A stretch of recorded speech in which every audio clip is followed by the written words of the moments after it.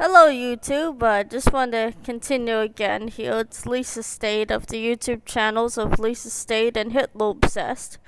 I want to bring up that I ended up having no audio on videos from 9 to 15, so that means I have to redo a bunch of the lecture of Hitler's life and death, and plus what was it? Oh yeah. Pretty much the smashing in of volume 1 and 2 of all of Mein Kampf into a 15-minute video. Now I have to do that nightmare again. But yeah, excuse me for not having earbuds now. I just found out I had some issues with my microphone on my laptop. So if anyone has any info on how to fix that, it would be great.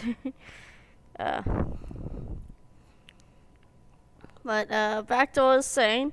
So I'm gonna have to redo part 9. So here's the redo, the redo or the re-upload and recreation of part 9.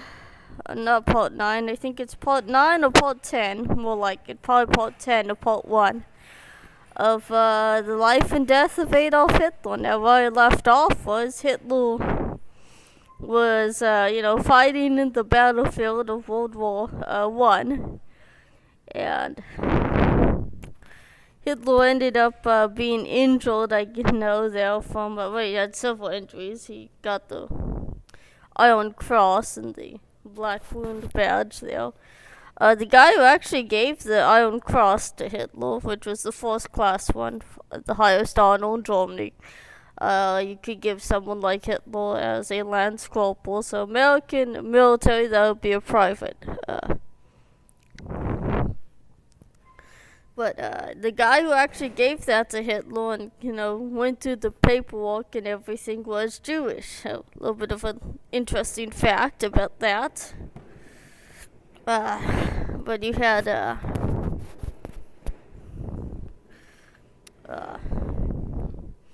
so he ended up having a Jewish guy give Hitler one of his awards there that he would wear for the rest of his day with honor and pride. Because, Hitler, go figure, it's that cross thingy on Hitler's chest he always wears.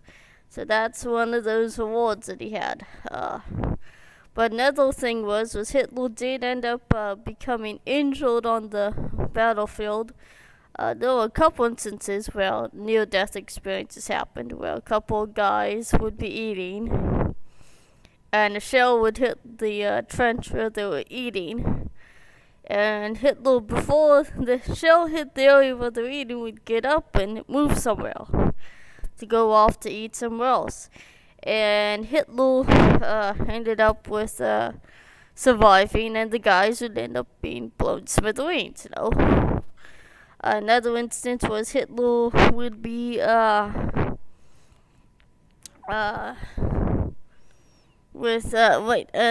instance was there was a shell or some explosion nearby and some shrapnel, and it ended up some of the shrapnel ended up landing I guess in the side of his calf there. Very close to an important artery. So anyone who's out there into anatomy or medical science on this channel, it's one of those very important arteries. So in other words, if that ended up being punctured, Hitler would have bled to death. To most people, that would be a good thing. I don't think if you're Adolf Hitler, that's a good thing. I don't think if you're in that situation, it's not a good thing to bleed to death. Another instance was that Hitler, some of the firing, gunfire there, Hitler lost the sleeve of his uniform, so he's probably walking around the trenches with a sleeve missing, So, there was instances like that, and then one time Hitler was on No Man's Land. There's that famous instance of a British soldier who almost shot him but chose not to, and they just stared down each other in some weird staring contest and moved on. And a couple instances Hitler, I guess it wasn't a couple, it was one instance Hitler took alive a bunch of captives of the French, and that's part of the origin of Hitler's Iron Cross. Later on, historians would wonder and find out that it probably was that story was fake, and Hitler probably did not own the Iron Cross found in Skrill. So the lore behind that little medal is a fake, or just made up by Nazi propaganda. Probably someone else's that Hitler had killed, or actually got a hold of from someone else, maybe from the corpse. But back to what I was saying, there was that famous mustard gas attack that would make Hitler blind and make his vision so bad that the guy had to wear it's very thick lens glasses, thicker than mine. If I'll take them off here and show you how thick these are. So that's how thick they are. That's mine right there. My vision's bad. The Hitler's probably was thicker. Plus, he had to use a magnifying glass to see. And then had to have a special font that was called Fuhrer font, which was about an inch or half an inch to an inch in size, because Hitler was blind as heck. If you look, I saw a video online on YouTube of a bunch of Hitler's speech cards, and oh boy, you can just smell the font. It is large. I hate to make a dang Pods reference about large pixels, but the guy couldn't see, and he had several little words written down on these sheets of paper. There was pages for speeches. Large font, very large. So I'm thank goodness that I'm not at that level that I need to write that large. So that's good. But I know, and yes, Hitler would end up having being sent off to was it Paswick Hospital there, and that's where Hitler would find out the Germans lost World War One, and to Hitler that would have destroyed him, because knowing Hitler's life, he viewed that Germany was superior and therefore Germany had to win. And if they lost, well, great, it's not good, bad news. So Hitler ended up, bowing his head and his eyes burning again. This is all straight from the Mein Kampf. That I'll be having to do a re-upload video on that too, because oh boy for that. But this couldn't, knowing Mein Kampf, that was Nazi propaganda. That was the manifesto. So that means that Hitler would have probably made that story up. And yes, there was some suggestion that, oh look, Windows updated me, yay, wonderful. That Hitler would have probably had just a PTSD. Now, with the Third Reich, that would be totally taboo to say Hitler had PTSD. Even though that was a high-ranking thing and found out to be existence around World War One, because that was the beginning of the start of psychiatry and psychology.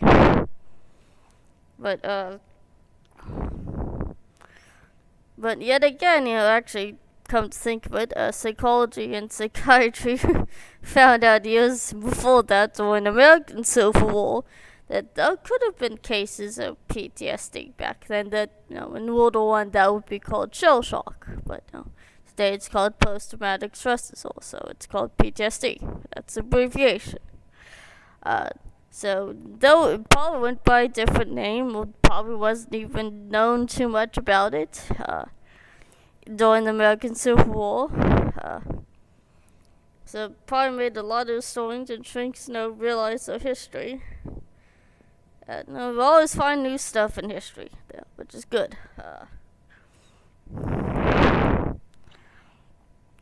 So yet again, Hitler could have had, PTSD. He could have had Asperger's. He could have had the encephalitis. That's another interesting story there of Adolf Hitler having encephalitis. It's not the one my grandma had. I know there's several forms of this. trying to remember the one that Hitler had. Yeah. Oh well, I don't remember what's the name, but that would be just a miracle, a medical, biblical, a miracle to say. Because in Hitler's day, that definitely would be a death sentence. That would be a death sentence today. And if you survive, you're not very, very well off afterwards. To say, though, mentally in many areas of your life. And for, I guess, Hitler's day, that would be, you're gone, you're dead, you're warm child. They'll put you in your coffin, 6 feet under.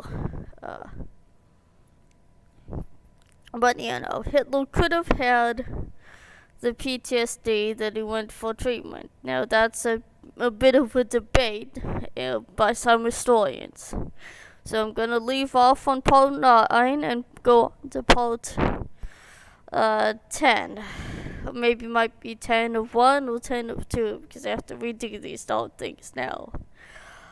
So this is Lisa Stayed here saying make sure to subscribe, like this video, subscribe to Lisa Stayed and to my other channel Hitler Obsessed. Become a patron and donate to my Patreon account. You can donate to my Subscribe Star account. You can go to my BitChute channel account on bitchute.com, and that's Lisa Marie Stayed. That is one word, Lisa Marie Stayed.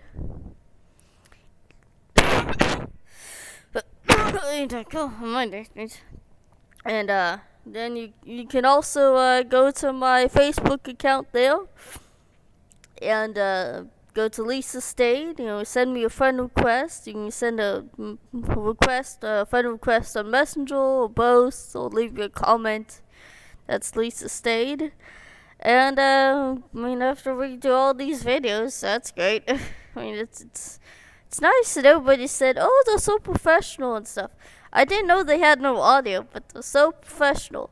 It's like having a Hitler speech, being so tolerant and open-minded, but you realize there's no audio. And do that for about 9 Hitler speeches. I mean, great if you're the guy. You probably think you could get another fourth fight going. It sucks if you're me. And you realize you have to redo everything. But oh well. Bye now, and on to part 10. Hopefully that'll be 10, just 10 or part 1. Yay. Hey.